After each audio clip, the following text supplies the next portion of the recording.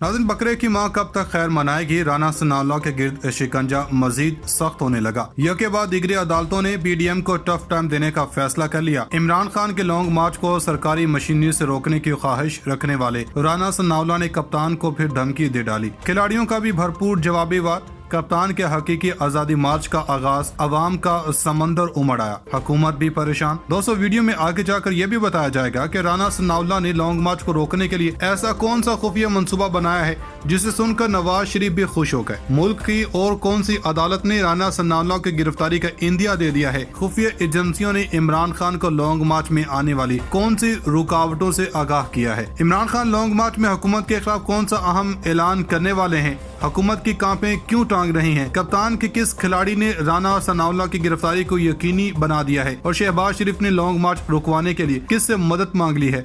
शहबाज शरीफ के इत्तेहादी हुकूमत का साथ छोड़ने लगे। वज़ीर-ए-आज़म हाउस में इस्तीफों की भरमार। नवाज शरीफ भी सर पकड़ कर बैठ गए। पंजाब हुकूमत का नून लीग को बड़ा सरप्राइज। राना सनाउल्लाह की हवाइयां उड़ गईं। इमरान खान ने लॉन्ग मार्च शुरू होते ही इत्तेहादी सरकार के छक्के छुड़ा दिए। रावलपिंडी की बड़ी अदालत ने सान्या मॉडल टाउन के मास्टरमाइंड को मंतकी अंजाम तक पहुंचाने का ऐलान कर दिया। नाज़रीन इकराम, बातिल के आगे झुके नहीं, जुल्म से कभी रुके नहीं। तहरीक इंसाफ के खिलाड़ी लॉन्ग मार्च पर कप्तान को खराज तहसीन पेश कर रहे हैं, जबकि दूसरी जानब पीडीएम को अपनी जान के लाले पड़ गए, क्योंकि लॉन्ग मार्च को नाकाम बनाने के दावे करने वाले विफाकी वज़ीर दाखिला की अब अपनी खुद की जान शिकंजे में आ गई है। अदालतों को अपने मुफाद के लिए इस्तेमाल करने वाली नून लीग ने अपनी सारी कारस्तानियों से जान छुड़ाने के लिए राना सनाउल्लाह को कुर्बानी का बकरा बनाने का सोचा है, क्योंकि वो इम्पोर्टेड हुकूमत की जानब से मिलने वाले ओहदाफ हासिल करने में नाकाम रहे। दोस्तों, वीडियो में यह भी बताया जाएगा कि चौधरी परवेज इलाही ने राना सनाउल्लाह को ललकार दिया है। लॉन्ग मार्च इस्लामाबाद भी जाएगा और मुतालबात भी मंजूर होंगे। लॉन्ग मार्च में इमरान खान की सिक्योरिटी के क्या इंतजाम किए गए हैं? क्या कप्तान के मुतालबात पूरे होंगे? इम्पोर्टेड हुकूमत इक़्तिदार में कब तक रहेगी? लिबर्टी चौक पर आवाम का हजूम देखकर शहबाज शरीफ ने नवाज शरीफ को क्या पैगाम भेजा है? और वजीर कानून के बाद अब शहबाज शरीफ के किस वजीर ने किस ओहदे से इस्तीफा दिया है? ये सब कुछ जानने से पहले ये भी सुन लें कि इमरान खान का लॉन्ग मार्च अब इम्पोर्टेड हुकूमत को ललकारते हुए अपने मुकर्रर रास्तों की जानिब रवां दवा है। नवाज शरीफ ने आसफ जरदारी से लॉन्ग मार्च की नाकामी के लिए बैकडोर राब्ता भी कर लिया। नाज़रीन इकराम, इमरान खान ने लॉन्ग मार्च के आगाज ने इत्तेहादी सरकार के छक्के छुड़ा दिए हैं।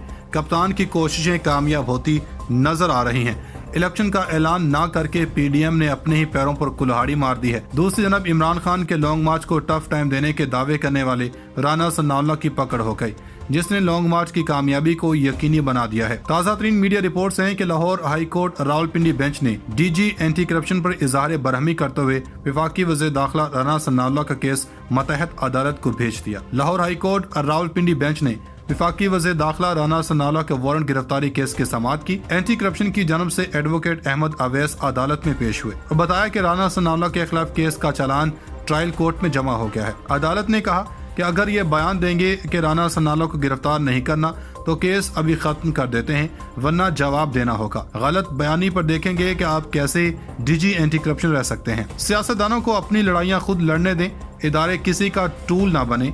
अदालत ने DG anti corruption Nadeem Sarwar पर बरहमी का इजहार करते हुए कहा कि आपका इदारा सियासी टूल बन चुका।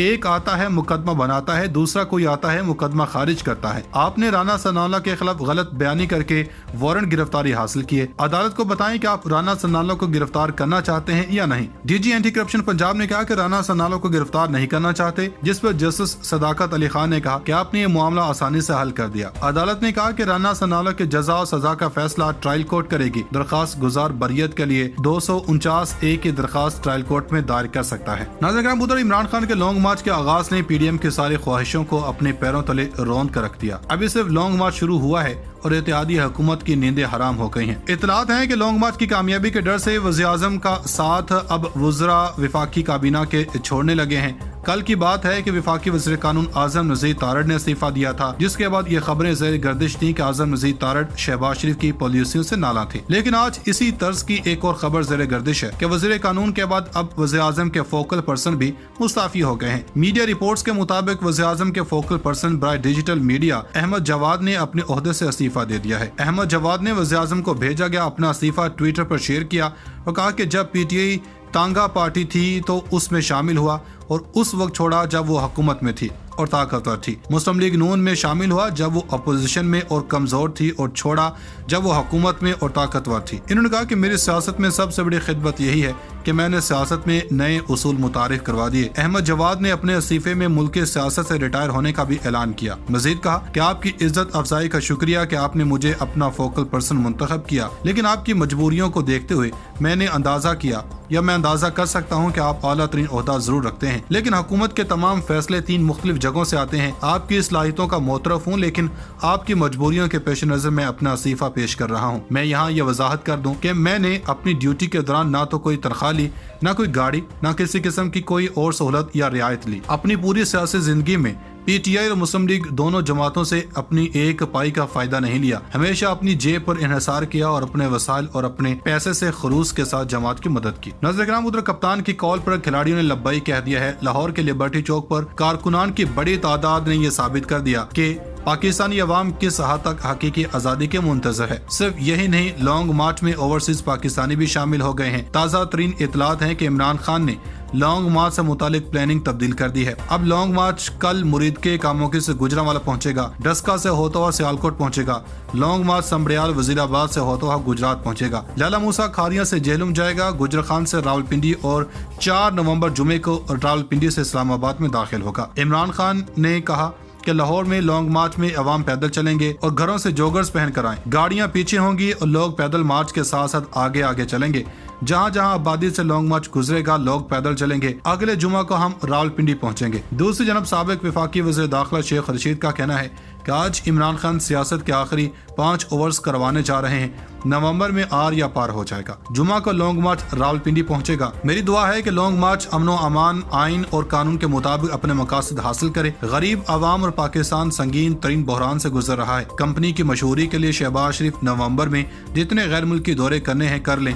شیخ رشید کا مزید کہنا تھا کہ غیر مقبول بھکاریوں کو کوئی خیرات نہیں دے گا۔ اسلام آباد کے عوام نکل آئے تو کرپٹ ٹولے کو بھاگنے کی جگہ نہیں ملے گی۔ ناظرین کرام، ادھر فیصل واوڈا اپنی غیر معمولی سرگرمیوں اور متنازع بیانات کے باعث اکثر خبروں کا حصہ بنے رہتے ہیں، لیکن اب تو انہیں ان کے اپنے پارٹی کے لوگوں پر آڑے ہاتھوں لے رہے ہیں، اور پی ٹی آئی رہنماؤں کا کہنا ہے کہ فیصل واوڈا نے وہ کھیل شروع کیا ہے جس سے ملک کو تار تار ہونے کا خدشہ ہے۔ سازشی پروپیگنڈا، شکوک و شبہات پیدا کرنے کے لیے کیا جا رہا ہے۔ پنجاب حکومت لانگ مارچ کو فل پروف سیکیورٹی دے گی۔ فیصل واوڈا بتائیں ہماری لاشیں کس نے گرانی تھیں۔ عدلیہ فیصل واوڈا کو بلائے اور ان سے پوچھے کہ لانگ مارچ میں کس نے خون خرابہ کروانا ہے۔ فرق حبیب کا کہنا تھا کہ الیکشن کمیشن سے نا اہلی کے بعد اہلی کے لالچ نے کافی کچھ کمپرومائز کروا لیا گیا۔ علی زیدی نے ٹویٹ کیا کہ واوڈا نے ہمارے لانگ مارچ کو نقصان پہنچانے کی کوشش کی ہے۔ دلچسپ ہے کہ تمام چینلز بشمول پی ٹی وی نے پریس کانفرنس کو کور کیا، تو واضح ہے کہ امپورٹڈ حکومت نے انہیں لانچ کیا۔